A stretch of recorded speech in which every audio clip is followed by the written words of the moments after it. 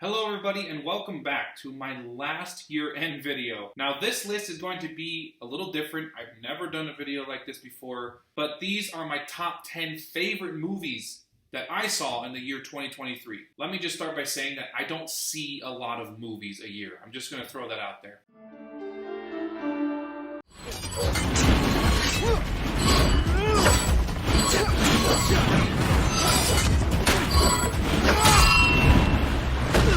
Now I'm going to assume this isn't a popular pick, but Dungeons & Dragons Honor Among Thieves, I believe is what it's called. I'm not lying when I say that for the most part, I just want to be entertained during a movie. And Dungeons & Dragons was that movie. Everybody played their role so well. The story was very Dungeons & Dragon-y. And I simply, in a word, had a lot of fun.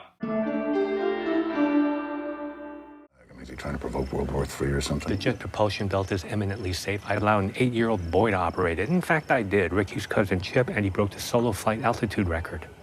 Coming in at number 9, we have Wes Anderson's Asteroid City. Now, Wes Anderson is a very much acquired taste, but I've loved all the movies I've seen by him so far. But Asteroid City, it's kind of hard to explain. I can't really explain it, and I don't want to spoil it. I thought the script for this movie was fantastic, if not really strange. And all the big actors play a really great role and do their roles very, very well. Also, something to be said about this movie is that it's really smart. Like, Wes Anderson sat down and just wrote just an incredibly smart and funny film.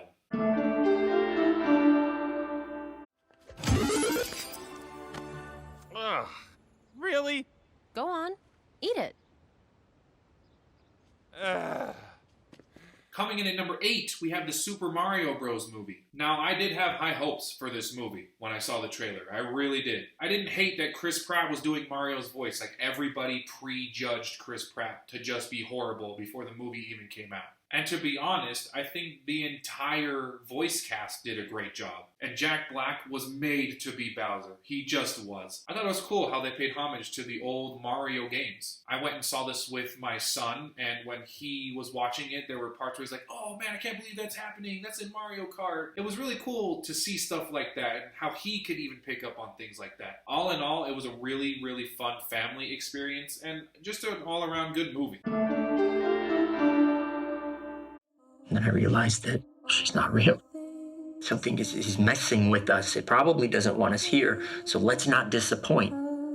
Switching things up a bit, at number 7, we have Hell House LLC, The Carmichael Manor. Now in 2023, I watched Hell House 1, 2, and 3 to the lead up of this movie. In my opinion, it wasn't the scariest, but it absolutely was like the best made movie in the series. Again, that's not to say it wasn't scary. It was scary. There was some really great cinematography and some very tense moments in this movie. My biggest fear going into this movie was like, are they going to Paranormal Activity this? Meaning, are they going to make just too many movies and it's just going to be just corny and cringe and suck? Thankfully, that wasn't the case. I actually think this was the most well-made Hell House movie aside from the first one. I thought the scares landed, and I thought the actors did a great job at what they were asked to do.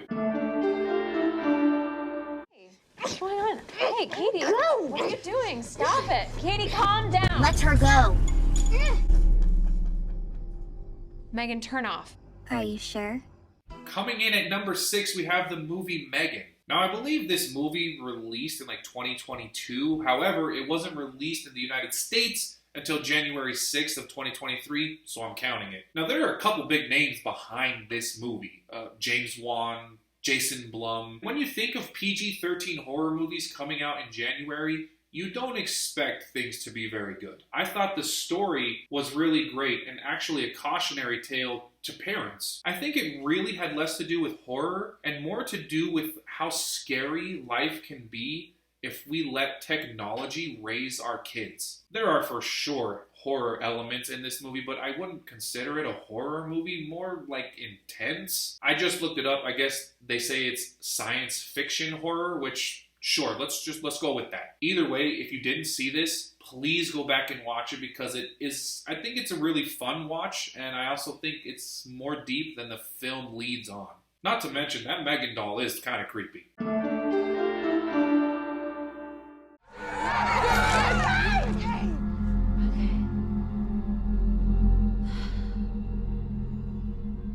to me. Coming in at number 5, we have Talk to Me. This movie was awesome. This movie was very, very clever. The script for this was phenomenal, and I have to tip my cap to the 2 YouTubers who came up with this story. The movie is very, very tense from start to finish, and I'll tell you, the scares landed. This also probably has one of my favorite movie endings to any horror film that I've ever seen. Do yourself a favor and go watch this movie. If you need to, wait till Halloween. This would be a great movie to watch around Halloween time. The 4 of us are here to prevent the apocalypse. We, and when I say we, I mean everyone in this cabin can stop it from happening. Coming in at number 4, we have Knock at the Cabin. I'm a fan of M. Night Shyamalan. Generally speaking, I've loved the movies that he's done that I've seen. And I have to give him credit for the cast that he put in this movie. Dave Bautista, I have only seen in Guardians of the Galaxy. That's the only movie I've ever seen him in. Not in a million years did I think he would put together an acting performance like this. Rupert Grint is also in this movie. Haven't seen him in anything since flippin' Harry Potter. I really think M. Night sat down and wrote one of his most easily accessible movies and cohesive movies in a long, long time. No lo hagas, espera. Por favor, no le dispares con un arma de fuego a la bestia. No vas a condenar, mi amor. Coming in at number 3, we have just one of the greatest surprises of the year, and that's When Evil Lurks. When Evil Lurks is an Argentinian horror film, and it is, without a doubt, the most unique twist I have ever seen on possession horror films. When I tell you nobody has done something like this, I'm not lying. I genuinely don't think anybody has ever put a twist on possession horror films like this. The acting was phenomenal, and it needed to be in a movie like this. And I have to say that this film pushed some boundaries when it comes to what you can and cannot show in a horror movie. Now, with that being said, you need to go and watch this movie. It is so unique, and it is so well made that you have to see it.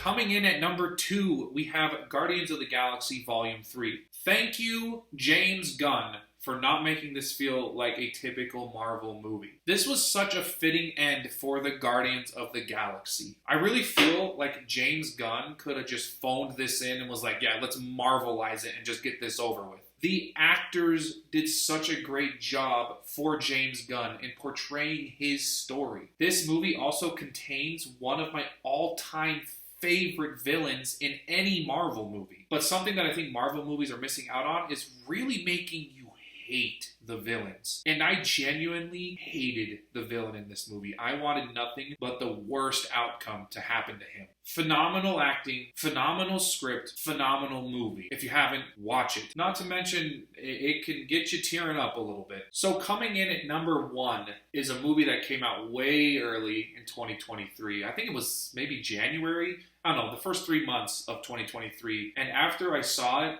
I was like, there's absolutely no way a movie can even come close to beating this as my favorite movie of 2023. And guess what? No movie did.